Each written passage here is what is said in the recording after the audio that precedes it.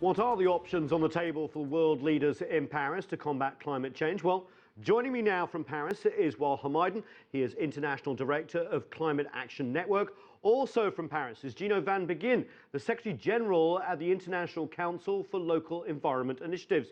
And from London, Paul Simpson, CEO of Carbon Disclosure Project. Thanks so much, all of you, for joining us. Let's go to Paris first. And Wael Hmaidan, you push for climate policy changes in the Middle East, the home, if you like, of carbon exploration. We're talking about oil. A lot of countries there in Paris are very reluctant about this deal from the region. Can you explain why and what you and others are doing to change this? So for most of the countries that we've heard today, we can see some increased change and ambition coming forward, talking about how they're going to move next. For example, China talking about peaking as early as possible their emissions. Before it was they want to peak 2030. Now they've improved that. The same thing with other countries. And even in the Gulf countries, we see a new narrative emerging. For the first time, we see the actions, the climate actions that they submit, including energy diversification and economic diversification, i.e., they're not only looking at reducing their emissions, but also how their economies would depend less on fossil fuels and primarily oil. So this is somehow a recognition of them that the world is changing and there's a shift in the way humans are going to run their economy, and that fossil fuels, we need to depend on them less. So they've started looking at this idea and researching it and including them as part of their climate action. Well, I just want to jump in for a second and ask you, are countries like Saudi Arabia and other oil-producing companies ready to go green after Paris?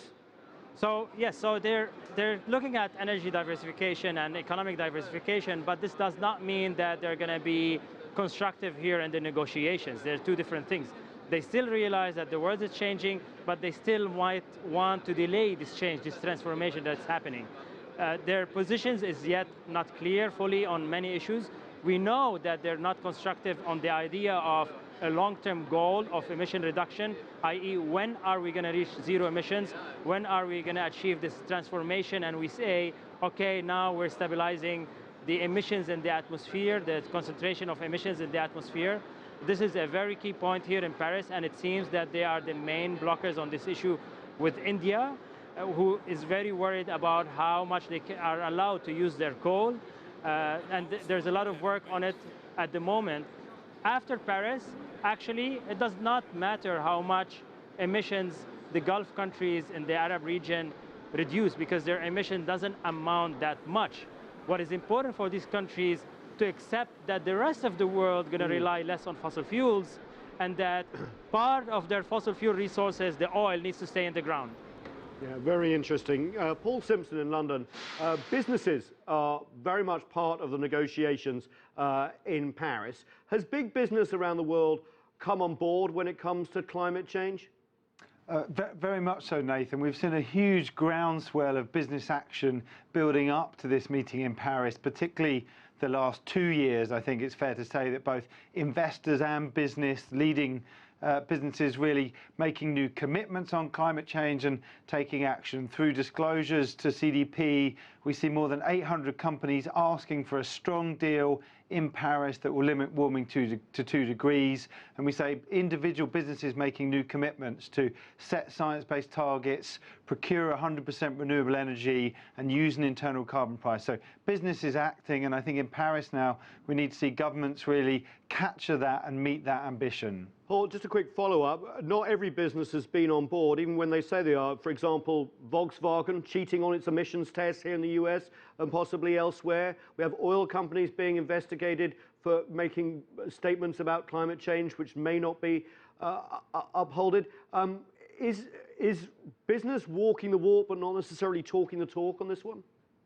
Or the other way around, rather? I think there are a few, as we've seen, and you give very good examples in terms of Volkswagen and Exxon, who are now being investigated. But I think generally, many large leading global businesses are acting because they know climate change is a real business risk to them. So they're acting out of self-interest to reduce risk and increase opportunities by providing the solutions to climate change. That said, there are, and I think it can be now called, a smaller group of companies who are still obstructive. We heard from Wael about countries. Some companies are still obstructing. They're lobbying governments, they're bribing governments, and they're behaving in a way that their investors don't want them to. So that group's getting smaller. The voice for action is bigger. But of course, need investors and governments to come in, work with those businesses and change their behaviour. Otherwise, they really won't be the winners from a transition to a low-carbon economy, and they risk being the losers. Gino, I want to bring you in here from Paris, because obviously we have nations, big stakeholders. Of course, we have big companies.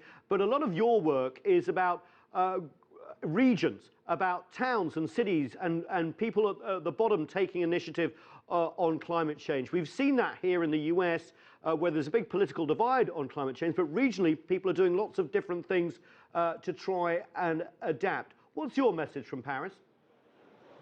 That is right. So what we see and what we have noticed over the many years now is that action is really being taken on the ground, at city level, at regional level. Political leaders that are close to citizens see the effects and impacts of climate change already appearing in their communities, in their local areas. We have numerous examples throughout the world, and citizens do ask their leaders, their direct elected local leaders on the spot, to start to act. So what we have seen over the last 10 years is a vast movement in various regions of the world, both in the developed world as in the developing world, at the local level, to move on with regard to mitigating the impacts of climate change, and of course to start to adapt as well.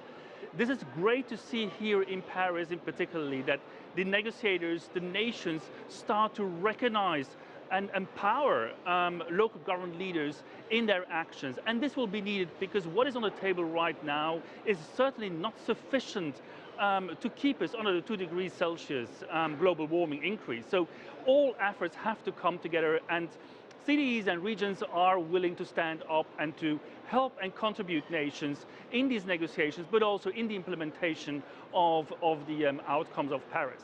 Gino, I want to just follow up on that, and Paul, pick up off the back of Gino. How do we balance the need for economic growth in communities, both large and small, but also mitigate what's happening with climate change and also embrace the new technologies of the future? Gino? Right, so, economic growth, there are two kinds, I would say, of economic growth. The one which is unsustainable, exploitative, that relies on fossil fuels, which are an ending story. And then there is an economic growth which is based on sustainable development, on moving on with clean energy, with buildings that produce energy rather than consuming them, etc., etc. So we need to achieve a shift in that, and it is absolutely possible. More than 2.5 million jobs have been created in renewable energy in the last 5 years, more than 4 million in the clean buildings part. So what we have to do is to recognize that the era of fossil fuel economies are over, and that they are not sustainable for keeping us, the citizens, people, and this planet into shape. So we need to make a move towards a green and sustainable economy at the local level as globally worldwide. Paul, in London, are businesses getting it with green technology? Because it's still being heavily subsidized. There's not a lot of profit on the table, right? Well, no, there is profit on the table. There's losses and profit. I mean, I'd agree very much with Gino that having growth with catastrophic climate change is not worth having. And what we want is sustainable growth, long-term growth that drives jobs and a whole range of benefits, clean air. Wow. In terms of technology, businesses are bringing new technologies to the table, investing more in R&D for clean energy. We saw a big announcement this morning from a group of billionaires and countries who are going to double their investments into R&D for clean technology. And in many countries now, we start to see renewable energy, clean technology solutions having purchasing power parity, the same costs as the fossil fuels, and the cost curve for renewables is going down. So in the United States, some other markets, renewable energy becoming cost competitive, and that's really changing the game. While, again, in Paris, what about the people of the Middle East in terms of how they feel, civil society? Obviously, governments are a little reticent about letting go of the money that has come from carbon production and fossil fuels. But the people of the Middle East, what are they saying to their governments? For the Middle East people, the issues that are occupying their minds is obviously all the political problems they're facing, the security issue that's in the region. They're very occupied in this issue. So unfortunately, climate change is not on their agenda that much.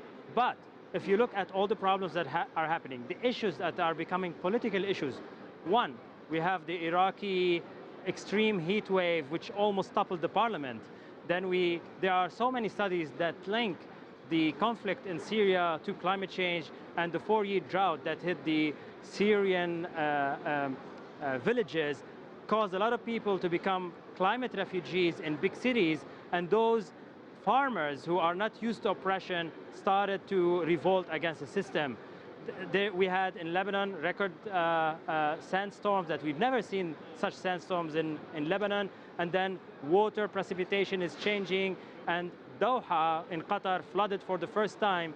In one day, the amount of 3 years of rain came down just in one day, and it all went to the sea. They didn't benefit from it. It just caused chaos, flooding, and a huge economical impact.